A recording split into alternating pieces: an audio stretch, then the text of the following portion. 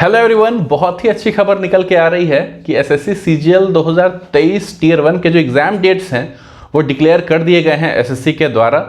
14 जुलाई से लेकर 27 जुलाई तक आपका एसएससी सीजीएल 2023 का टीयर 1 का पेपर होगा। यानी कि अभी से तकरीबन 100 दिनों से ज़्यादा का वक्त आपके पास है। ठीक है, अच्छा खासा टाइम आपके पास है। बहुत मेहनत करनी है आपको, इस बात को समझ लीजिए। जो भी कमियां आपके अंदर हैं उन सारी कमियों पे काम करके उनको रिमूव करने का मौका आपको मिल रहा है। इतना टाइम आपको दे रही है एसएससी। ठीक है, तो अब कोई भी एक्सक्यूज सुना नहीं जाएगा। अब बिल्कुल आंख बंद करके आप मेहनत कीजिए अच्छे से। प्रिपरेशन को अगर इन्हांस करना है आपको तो मॉक टेस्ट देना बिल्कुल मत भूलिएगा। और बेस्ट क्वालिटी मॉक टेस्ट आपको मिल जाते हैं टेस्टबुक.com पे। इस वक्त टेस्टबुक पे एक सेल भी चल रही है जिसके तहत 30 और 31 मार्च को अगर आप टेक्स्ट बुक का पास लेते हैं WWE कोड यूज करके तो आपको 2 साल का पास मिल जाता है टेक्स्ट बुक का सिर्फ 324 रुपए में। यानी कि 2 साल तक आप अनलिमिटेड अमाउंट ऑफ मॉक्स अटेम्प्ट कर सकते हैं किसी भी एग्जाम के लिए। टेक्स्ट बुक पे आपको बेस्ट क्वालिटी मॉक्स मिल जाता है, बेस्ट एनालिसिस मिल जाता है, बेस्ट सॉल्यूशन मिल जाता है। सबसे ज्यादा बच्चे टेक्स्ट बुक का ही मॉक देते हैं, तो आप उनके बीच में एक्चुअल में अपना असेसमेंट कर सकते हैं कि उनके बीच कहां स्टैंड अप करते हैं। तो अगर आप टेक्स्ट बुक ज्वाइन करना चाहते हैं तो डिस्क्रिप्शन बॉक्स में लिंक है, वहां जाके आप टेक्स्ट बुक का पास ले सकते हैं और अपने प्रिपरेशन को इनहेंस कर सकते हैं। ये तो एक बात हुई। कुछ और बात भी मैं करना चाहता हूं यहाँ पे।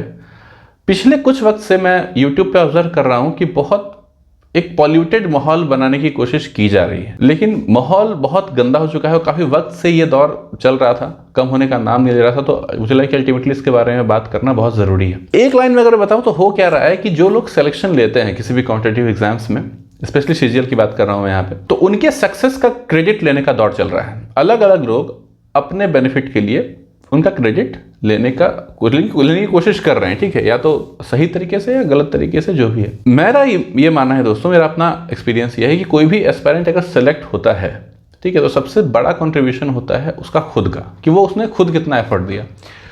उसके एफर्ट के बाद थोड़ा बहुत जो सेक्शन 10% या 5% बचती है चीजें, उसमें काफी सारे लोगों का कंट्रीब्यूशन होता है। ठीक है, उसके सक्सेस में कोई एक इंसान ये कह दे कि मैं इसके सक्सेस का क्रेडिट ले सकता हूं, मेरे वजह से ये सक्सेसफुल हुआ, तो ये बिल्कुल गलत बात है। हाँ, आप कंट्रीब्यूट कर सकते हो उसके सक्सेस में कुछ हद तक। ठीक है, और ये बात भी मैं कहता हूं कि किसी के सक्सेस में कुछ कंट्रीब्यूट अगर आप करना चाहते हो ना, तो उसके लिए आपको कुछ अचीवर बनने की जरूरत नहीं है। ठीक है, लाइक मान लीजिए कि कोई अगर आपको गरीब लग रहा है, कोई बच्चा बट पढ़ने में अच्छा है, तो एक बुक ले जाके उसको आप दे दो, आपका कंट्रीब्यूशन हो गया उतने में ही। ठीक है, वो माने या ना माने बट आपका कंट्रीब्यूशन हो गया। उसके लिए आपको कोई बहुत अमीर बनने की या टॉपर बनने की या एसएससी सीजीएल में पहले से सेलेक्ट होने की कोई जरूरत नहीं है। हेल्प आपने थोड़ी सी कर दी, आपका कंट्रीब्यूशन हो गया। हाँ, फुल क्रेडिट कोई एक इंसान चाहे कि मेरे वजह से सेलेक्ट हुआ है, ये गलत बात है। कुछ लोग कहते हैं कि मैंने इसको मैथ्स ऐसे पढ़ा दिया, इंग्लिश ऐसे पढ़ा दिया, इसलिए इसका सिलेक्शन हुआ है। तो ये बात भी गलत है कि एक सब्जेक्ट से किसी का सिलेक्शन नहीं होता है। आप एक सब्जेक्ट में 200 में 200 स्कोर कर लिया आपने, दूसरे में अगर आपने अच्छा स्कोर नहीं किया, आपका सिलेक्शन नहीं होगा। ठीक है, तो ये तो कतई गलत बात है कि कोई एक इंसान बोले कि मेरे वजह से लोग सक्सेसफुल हो गए, इतने लोगों को मैंने सक्सेसफुल बना दिया। ये बहुत ही बड़ा झूठ है, स्कैम है। ठीक है, मैं किसी का नाम नहीं लेना चाहूंगा यहाँ पे। और मैं इस बात का पक्षधर हूं कि आप अपने फायदे के लिए काम करें तो कीजिए। ठीक है, बहुत लोग ऐसा करते हैं, लेकिन अगर मैं किसी को बदनाम करके, किसी को नीचे लाकर, किसी को निगेटिविटी फैला के किसी के बारे में अगर, तो उसकी वजह से मैं अपना एक माइलेज हासिल करने की कोशिश कर रहा हूं, तो ये बहुत ही गंदी बात है। पहले क्या होता था कि पहले बहुत सारे लोग सेलेक्ट हो जाते थे बैचेस से ही। ऐसा पैटर्न था, ऐसा सिलेबस था कि टीचर्स की जरूरत आपको पड़ती ही पड़ती थी। ठीक है, तो पहले टीचर्स को बताना नहीं पड़ता था कि ये मेरे अंदर से सेलेक्ट हुआ है, वो मेरे अंदर से सेलेक्ट हुआ है। पहले सही में लोग सेलेक्ट होते थे काफी सारे, लेकिन अब ऐसा पैटर्न चेंज हो गया है। अब ऐसा पैटर्न पेपर सेट करती है एसएससी, जिसमें मैं हमेशा रिपीट करता रहा हूं कि एजुकेटर्स वगैरह का रोल काफी कम होता जा रहा है। ठीक है, और एक बात जान लीजिए कि अगर आप सक्सेसफुल होते हैं या कोई कैंडिडेट सक्सेसफुल होता है तो उसका क्रेडिट कोई लेना चाहता है, बट अगर वो फेल होता है तो उसका कोई क्रेडिट नहीं लेता है। जबकि सेम एजुकेटर से हर तरह के लोग पढ़ते हैं, कुछ लोग फेल होते हैं, कुछ लोग पास होते हैं, लेकिन फेलियर का तो कोई चर्चा नहीं है। इस पूरे मसले को मैं एक लाइन में अगर समराइज कर दूं तो बस मैं इतना कहना चाहूंगा कि जो कुछ भी आप चीजें देखते हो यूट्यूब पे या सोशल मीडिया पे, वो आपके अटेंशन के लिए होता है। आपका अटेंशन मिलेगा, उनकी पॉपुलैरिटी होगी, उनका फायदा होगा, इस पर्पस से किया जाता है। और हमेशा एक बात याद रखिएगा, जनरली अगर आप किसी की हेल्प करना चाहते हैं, कुछ कंट्रीब्यूट करना चाहते हैं किसी के सक्सेस में, किसी को उम्मीद देना चाहते हैं, तो उसके लिए कोई आपको बड़ा अचीवर बनने की जरूरत नहीं है। मैं अपने बारे में अगर बात करूं तो मैं खुद तीसरे अटेम्प्ट में सेलेक्ट हुआ हूं सीजीएल में। बहुत लोग पहले अटेम्प्ट में ही टॉपर बन जाते हैं, ठीक है, लेकिन मैं तीसरे अटेम्प्ट में सेलेक्ट हुआ हूं।